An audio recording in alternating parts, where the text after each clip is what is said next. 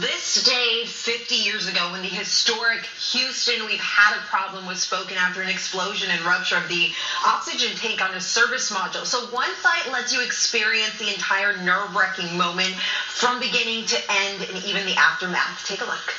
This weekend and next few days mark the 50th anniversary of the Apollo 13 space mission, and you can experience it virtually in real time.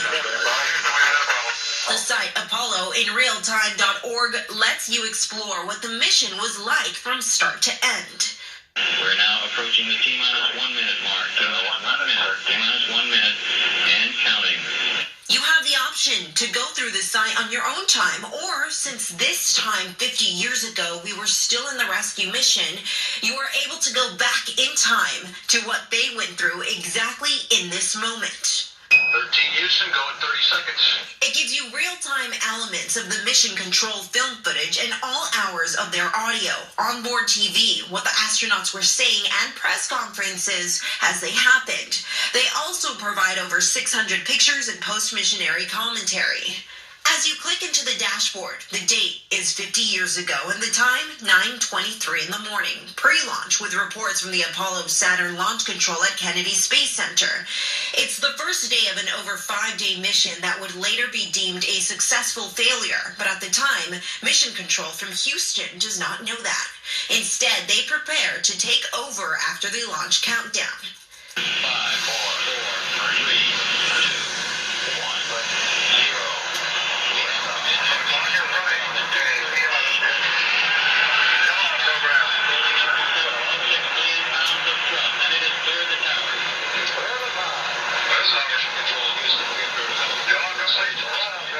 You can continue listening and clicking through the transcripts of the mission. There are even options to hear from only certain mission control channels, like the flight director or the spacecraft communicator, or to just the space environment audio. To the right of the screen, different photos also appear exactly of when they were taken in that time. On the third tab, there is information on the actual Apollo 13 spacecraft, which is made up of 2 parts, Odyssey and the lunar module Aquarius, what they actually do and what went wrong.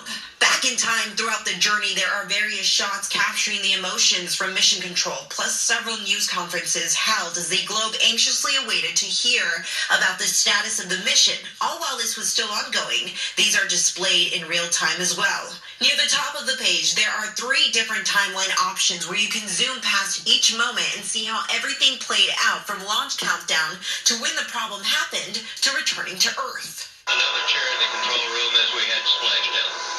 Once the mission is over, the experience continues with video of a phone call to the astronauts from former President Nixon, to the former president stopping in Houston to Johnson Space Center to congratulate Mission Control, and at the end, various commemorations from all around the nation to fast forward to the 25th anniversary celebration. The entire gut-wrenching space experience all captured in real time for you in one place, virtually. And it's a really neat site to sit through. I spent hours this weekend just listening to Mission Control. And since today, 50 years ago, is when the explosion happened, in just a few hours, it'll be in real time to experience it as if it was 1970. Reporting live from my home, Christy Beth, Fox 26 News.